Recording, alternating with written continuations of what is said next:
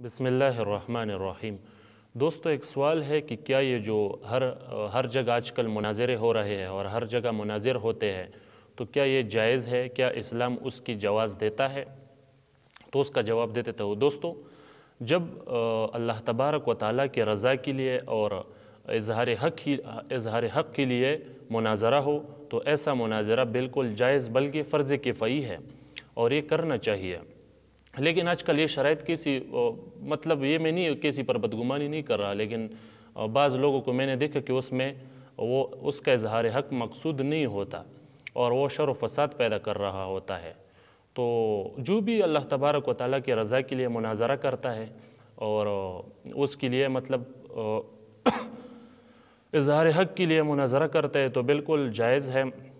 और फ़ुक़हा फरमाते हैं कि अमीर वक्त पर वाजिब है कि आसपास हर इलाके में एक ऐसा मुनाज़िर हो जो दुश्मन का मुकाबला कर सके इल्म के लिहाज से।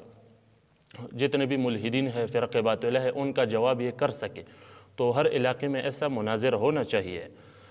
और जो भी फ़ख्र के लिए और जिसका इज़हार हक़ मतलब मकसूद नहीं हो और ख़ुद रिया के लिए और फ़ख्र के लिए और नुमाइश के लिए मुनाज़रे कर रहा हो तो ये बिल्कुल नाजायज़ है। और ये मसला रूहुल मानी तफ़सीर में जिल्द अव्वल सफ़हा 164 में ज़िक्र है और बुस्तानुल आरिफ़ीन सफ़हा 13 में ये मसला ज़िक्र है। बाकी वल्लाहु आलम।